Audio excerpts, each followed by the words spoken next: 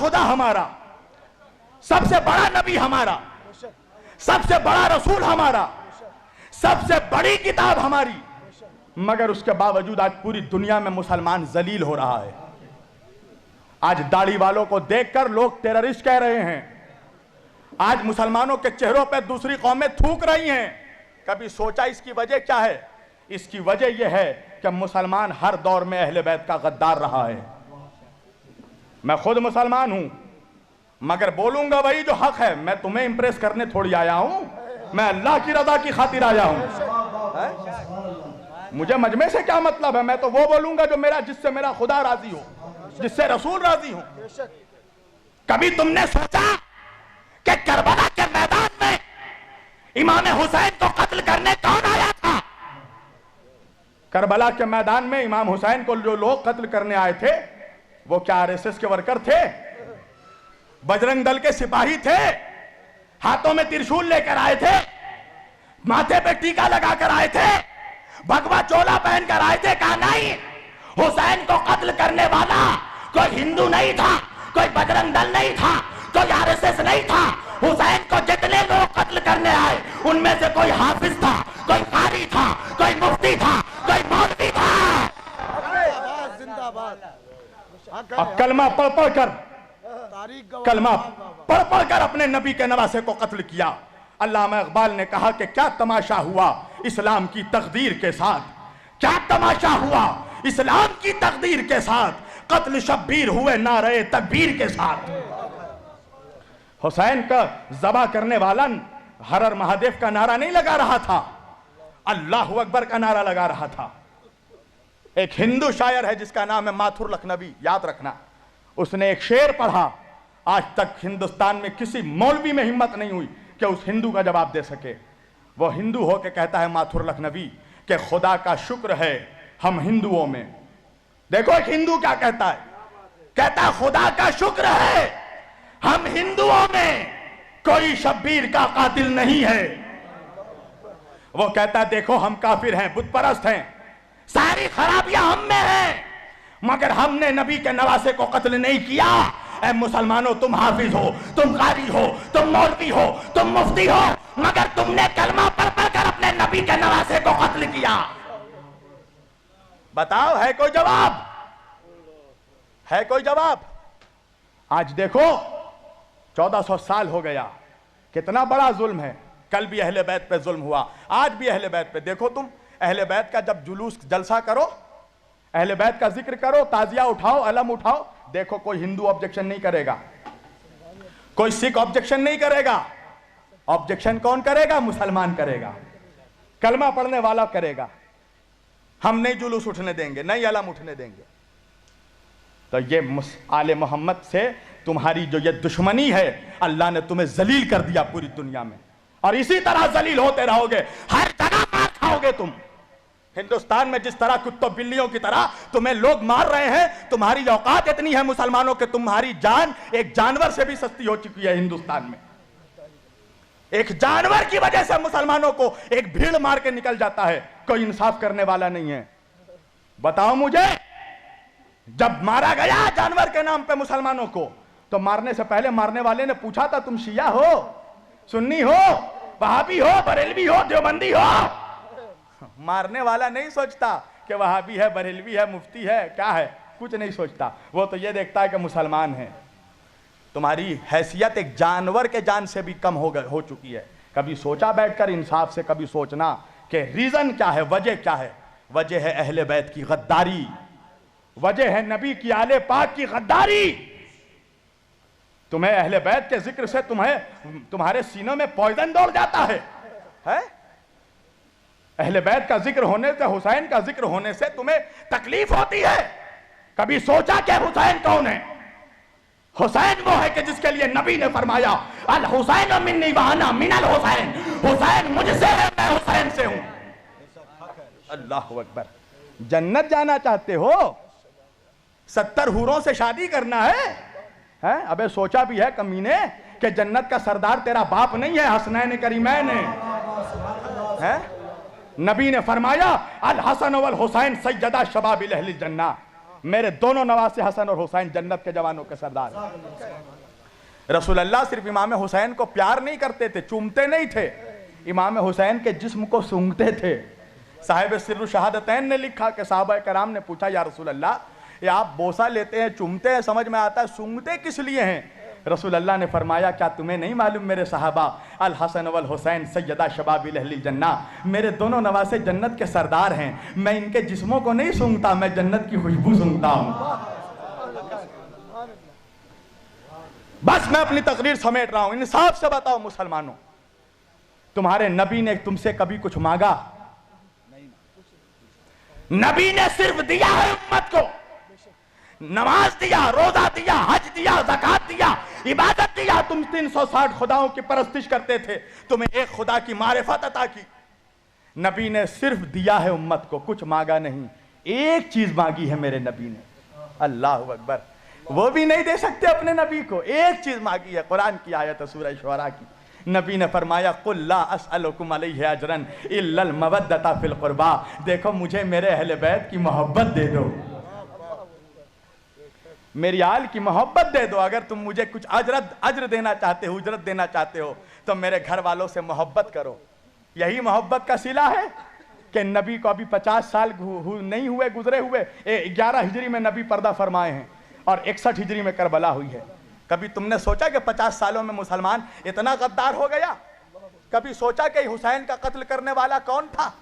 کبھی سوچا؟ یزید کے لشکر کا کمانڈر عمر ابن سعد کون تھا؟ یہ رسول اللہ کے جید صحابی کا بیٹا، حضرت سعد ابن ابی وقاص رضی اللہ تعالیٰ عنہ کا بیٹا۔ کون؟ عشرہ مبشرہ میں جو صحابی ہیں، حضرت سعد ابن ابی وقاص کا بیٹا تھا عمر ابن سعد ابن ابی وقاص، جو یزید کے لشکر کا کمانڈر تھا۔ حسین کا سر کاٹ کے نیزے پہ اٹھانے والا کون تھا؟ کبھی سوچا؟ سنان ابن انس کون تھا؟ حضرت انس ابن مالک رضی اللہ تعالیٰ عنہ کا بیٹا، انس ابن مالک کا بیٹا۔ کبھی سوچا؟ کون لوگ تھے جو حسین کو قتل کرنے آئے؟ کیا ہندو تھے؟ ہندوستان سے گئے تھے؟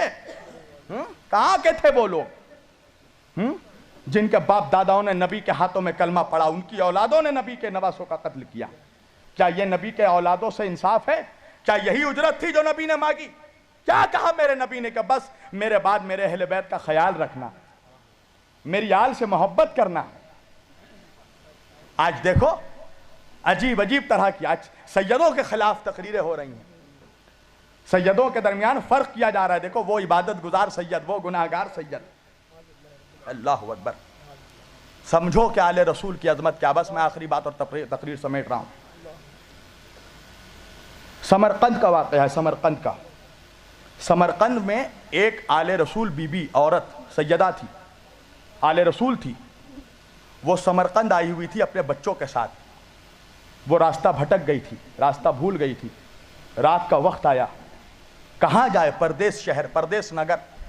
اس نے پوچھا لوگوں سے کہ لوگوں یہاں پر یہ بتاؤ کہ مسلمانوں کا علاقہ کون سا ہے؟ لوگوں نے بتایا فلاں علاقہ مسلمانوں کا ہے۔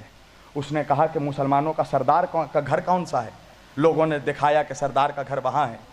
وہ سیدہ، وہ نبی کی بیٹی، نبی کی اولاد، اس نے جا کے اس مسلمانوں کے سردار کے گھر میں دروازہ کھٹکھٹایا، دروازہ کھولا،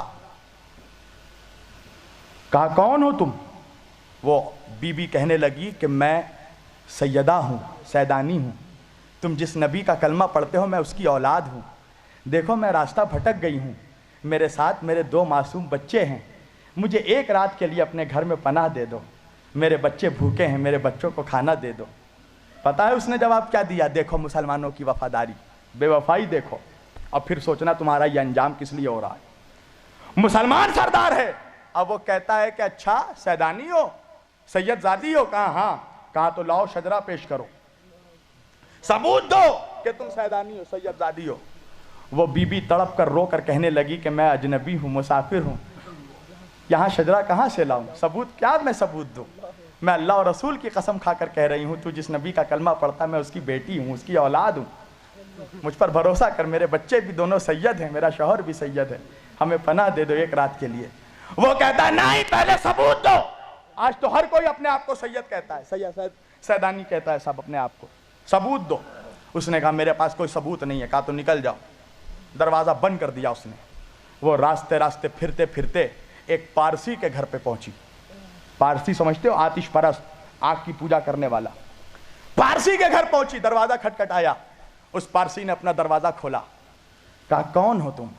कहा कि मैं मुसलमानों की रसूल की औलाद हूँ, सैयदजादी हूँ, मेरे 2 बच्चे मेरे साथ हैं, मैं रास्ता भटक गई हूँ, मुसाफिर हूँ, मुझे एक रात के लिए अपने घर में पनाह दे दो, मैं अपने नाना से तुम्हारे लिए शफाअत करवाऊंगी, दुआ करूंगी तुम्हारे लिए, मेरे बच्चे भूखे हैं, इन्हें खाना खिला दो। वो पारसी वो कहने लगा आ जाओ बीबी, हमारे घर आ जाओ, आ जाइए हमारे घर। उसने पनाह दी, उनके बच्चों को खाना दिया। रात हुई, इधर पारसी सोने चला, उधर वो मुसलमान सोने चला। दोनों जब सोए तो वह मुसलमान ख्वाब में देखता है कि वो जन्नत के दरवाजे पे खड़ा है और जन्नत के अंदर रसूल अल्लाह खड़े हैं, और वही बीवी जो दरवाजा खटखटा रही थी, रसूल अल्लाह उसको लपेट कर अपनी बेटी को प्यार कर रहे हैं, उसके बच्चों का सर फैला रहे हैं। वो चाह के जन्नत के अंदर दाखिल हो, फरिश्तों ने उसे रोक दिया। कहां जा रहे हो? कह रहे मुझे जन्नत के अंदर जाने दो, मैं मुसलमान हूं, मौलवी हूं। फरिश्तों ने कहा कि मुसलमान हो? कहा हाँ। मौलवी हो? कहा हाँ। कहा सबूत पेश करो। सबूत दो। कहा सबूत नहीं है मेरे पास। उसकी आंख खुल गई, अब वो परेशान हो गया, पसीने आने लगे। अब वो हर जगह जा जाकर ढूंढ रहा है वो औरत कहां है, वो बच्चे कहां हैं। एक मर्तबा ढूंढते ढूंढते वो उसी पारसी के घर में पहुंचा कि जिस पारसी ने उस सैदानी को पनाह दिया था। एक मर्तबा दरवाजा खटखटाया, पारसी ने दरवाजा खोला। वह मुसलमान कहता है कि ये बताओ कि तुम्हारे घर में कोई औरत आई थी? कहा हाँ। कहा उसने कहा कि वो नबी की औलाद में से? कहा हाँ। कहा उसके साथ 2 बच्चे भी थे? कहा हाँ। कहा तुमने उसे पनाह दी है? कहा हाँ। कहा उसे मेरे हवाले कर दो। वो पारसी कहने लगा किसी कीमत पे हवाले नहीं करूंगा। वो मुसलमान कहने लगा मैं जितनी दौलत लेनी है बोलो, मैं सारी दौलत दे दूंगा, मगर उन लोगों को मेरे हवाले कर दो। कहा हरगिज हवाले नहीं करूंगा। वो मुसलमान कहने लगा क्यों हवाले नहीं करूंगा? उस पारसी ने कहा इसलिए कि जो ख्वाब देखकर तू आ रहा है वही ख्वाब मैंने भी देखा है, वही ख्वाब मैं भी देखकर उठ रहा हूं। तो एहसान फरामोश हो, नबी का नमक खाकर नबी के घर वालों पर भौंकने वालों, होशियार हो जाओ। रसूल अल्लाह को चेहरा दिखाना है कयामत के दिन। क्या चेहरा दिखाएगा तू? 2 कौड़ी का मुफ्ती मौलवी, 2 कौड़ी का मुसलमान, क्या चेहरा दिखाएगा नबी को कि हम नबी आपका कलमा पढ़ पढ़ कर आपके नवासों के जिक्र पे एतराज करते थे, आपके नवासे के जिक्र को रोकते थे, और समझता है कि नबी गले लगा लेंगे, तेरे जैसे मुनाफिक से नबी चेहरा फेर लेंगे। इसलिए कि जो हुसैन का नहीं हो सकता वो रसूल का नहीं हो सकता। पहले हुसैन का वफादार बन, फिर मुस्तफा का वफादार बनना। पहले औलाद का वफादार बन, फिर बाप का वफादार बनना। अहले बैत पर रहम करो मुसलमानों, कसम खुदा की, नबी को मत तड़पाओ, नबी के दिल को। नबी के दिल में ऐसे ही तुमने बहुत तकलीफ पहुंचाई है। तुम क्या समझ रहे हो? आज मुहर्रम जैसे ही आया हर जगह happy new year, happy new year, मुबारक हो, मुबारक हो। किस बात की मुबारकबादी? जिसने मुबारकबादी दी कभी पूछा उससे किस बात की मुबारकबादी? नबी का घर लुट गया इसकी मुबारकबादी, नबी के घर के बच्चों को मार दिया गया इसकी मुबारकबादी, नबी की औलादों के जनाजों पे घोड़े दौड़ाए गए इसकी मुबारकबादी। किस बात की मुबारकबादी? कहा नूह की कश्ती पार लगी, आदम की तौबा कबूल हुई, तुझे आदम याद रहा, नूह याद रहे, तुझे हुसैन नहीं याद रहा, तुझे नन्ना सा बच्चा अली असगर नहीं याद रहा, तुझे वो 18 साल का शबीह मुस्तफ़ा अली अकबर नहीं याद रहा जिसके सीने पे बर्छी लगी। कभी सोचा जिस घर से पर्दा कायम हुआ उस घर की औरतों को बेरिदा चादर छीन कर नंगे सर फिराया गया, फातिमा की बेटियों को हाथ पसे गर्दन बांध कर। जनाब फातिमा की बेटी ज़ैनब कुबरा, हुसैन की बहन, नबी की नवासी अली की बेटी, अपने बालों से चेहरा छुपा रही थी। गली गली फिराया गया। तुम्हें अब भी रहम नहीं आता अहले बैत पे? कैसे मुसलमान हो? कलमा पढ़ते हो नबी का और नबी के घर वालों से जरा सा भी मोहब्बत नहीं है, जरा सी भी तुम्हें अकीदत नहीं है। मुसलमानों कसम खुदा की अपने नबी के घर वालों के वफादार हो जाओ, अपने गुनाहों पे शर्मिंदा हो जाओ, اپنے نبی سے معافی مانگو کہ جو اذیتیں تم نے دی ہے نبی کی آل کو، جو ظلم بنی اسرائیل نے اپنے نبیوں پہ کیا ہے، وہی ظلم مسلمانوں نے، اس امت نے اپنے نبی کی اولادوں پہ کیا ہے۔